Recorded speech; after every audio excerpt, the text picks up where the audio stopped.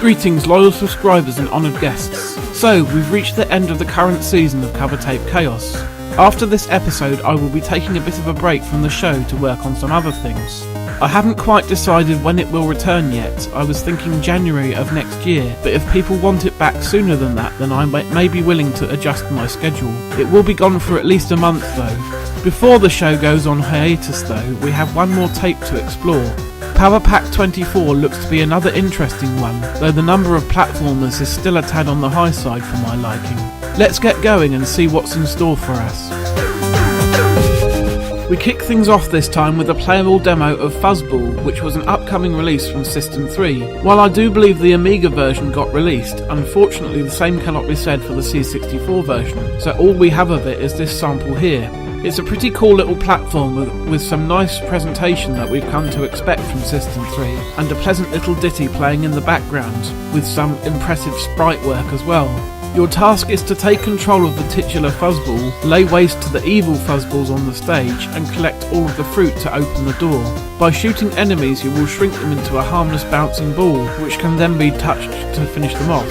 If you leave it alone for too long though, then they will be reborn faster and stronger than before. It can be a bit tricky. Overall I thought this was a very nice demo. System 3 nearly always make quality products, and this is no exception.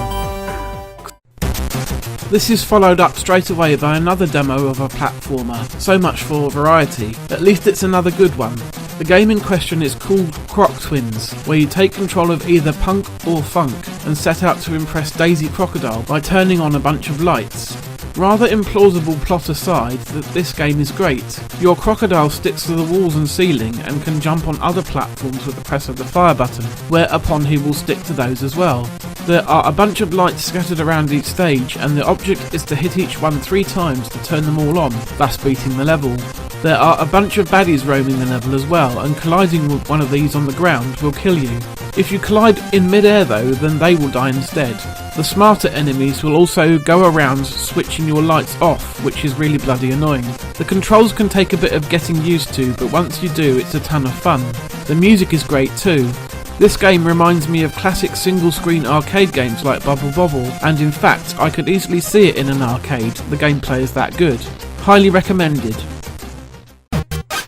Shaking things up a bit, next we have a classic text adventure based on Enid Blyton's famous 5 on Treasure Island. I have never really been a fan of this genre, and it feels especially antiquated nowadays. Still, for those who do enjoy this type of game, there's a ton of gameplay on offer. I don't really have much more to say about it other than you may as well give it a look. You might just get some pleasure out of playing with Dick and Fanny. Unfortunately, this is immediately followed up by another subject that bores me to tears: football. It's the official game based on the long-running BBC series Match of the Day. Instead of the usual footy simulations that have appeared on past Power Packs, what we have here is a management game. By dragging various icons into your diary, you can set up training sessions or a phone call with your scout to notify you of up-and-coming players, etc. I'm sure that football fans would get some enjoyment out of all of this, but like I said, it most certainly is not my cup of tea in a Jaffa cake. The demo doesn't actually seem to let you do very much before it ends though, which is a shame. On to the next game. Rounding out Power Pack 24 is a game called Ugh. What we have here is a kind of primitive 2D version of Crazy Taxi, set way back in the days of cavemen. You pilot your flying machine, carefully landing next to passengers on the various platforms, and then delivering them to other platforms that they want to go to. You have to be careful not to land on people, or knock them off the platforms into the water. If they do fall into the water though, you still have a few seconds to touch down near them and rescue them before they drown.